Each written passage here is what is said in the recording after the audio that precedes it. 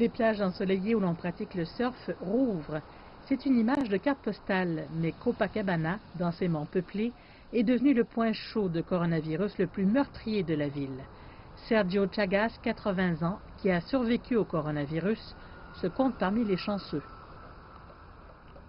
Copacabana est un quartier de personnes âgées. Il compte le pourcentage le plus élevé de personnes âgées de tout le Brésil. Et ces personnes âgées ne suivent pas du tout les recommandations de distanciation sociale.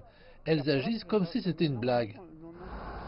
Selon le dernier recensement, 30% des habitants de Copacabana ont 60 ans, ce qui les place dans le groupe le plus à risque de tomber gravement malade ou même de mourir du Covid-19.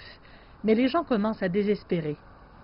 Le truc, c'est qu'ils doivent nous donner un peu de liberté. Tous ces gens qui sont coincés dans leurs appartements pendant des semaines, qui crient de leurs fenêtres, qu'ils sont enfermés dans une prison et qu'ils veulent sortir. Cette semaine, certaines restrictions ont été assouplies, permettant aux résidents de retourner sur les plages et dans les parcs, tant qu'ils maintiennent une distance sociale sûre.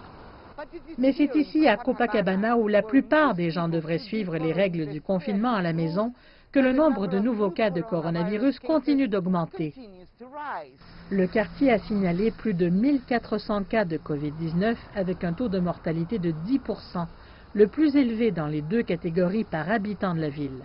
Certains résidents, comme Murray Galanternick, disent qu'ils resteront à l'intérieur jusqu'à ce qu'ils sachent qu'il est sûr de sortir. Ce qui me fait le plus peur, c'est avec cet assouplissement des règles et l'Organisation mondiale de la santé qui dit que le Brésil n'a pas encore atteint le sommet, c'est que nous allons faire face à une tragédie, une catastrophe que je ne connais pas. Mais s'il y a de l'inquiétude, on ne le saurait jamais à regarder tous ces Brésiliens qui vénèrent le soleil.